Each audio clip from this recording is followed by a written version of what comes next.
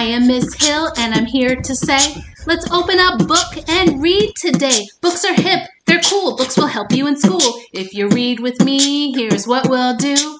I find reading fun with you. Hi, I'm Miss Hill and I'm here to say, let's read together every day. Flannel Fred, written by Marcy Back, illustrated by Deb Johnson. There once was a boy who was different. Some said a boy who'd been nicknamed Flannel Fred. Wherever he was, even in bed, he always had with him a flannel of red.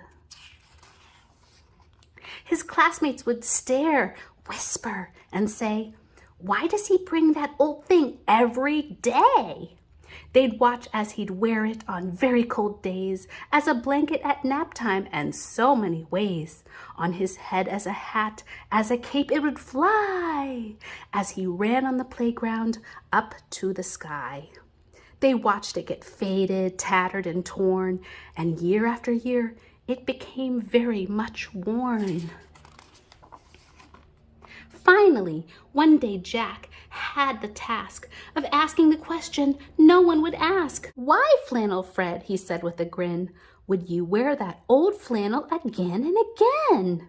Fred had never been asked and froze in dismay. He searched for the words he would never say. "There are so many ways to use my flannel of red, as a pillow if needed, when I go off to bed." Then Fred stopped the excuses and lowered his head. He decided to tell Jack the truth instead. This truth was important, so he gently did say, "It belonged to my father, who's now passed away. It's all I have left, and it gives me a way to keep him so close for his memory to stay." With silence between them, Jack learned that day the pain inside Fred that was hidden away. He didn't ask why or how or when, but inside Jack's head, a plan did begin. When home for the weekend, instead of go play, he talked with his dad about the conversation that day. Soon phone calls were made and plans were laid down. The idea of Jack's had spread across town. When Monday arrived, Fred picked up his pack and tied up his flannel so it hung in the back. When he hopped off the bus, he did nothing but stare. Red flannel shirts were worn everywhere.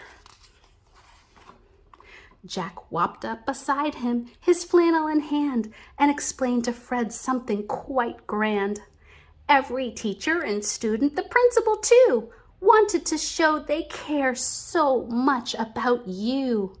So many of them, Jack did explain, miss someone too and have felt the same pain.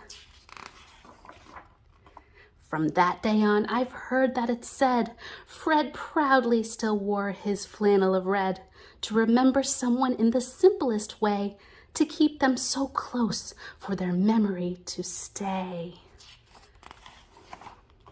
It was easier now. He was not on his own.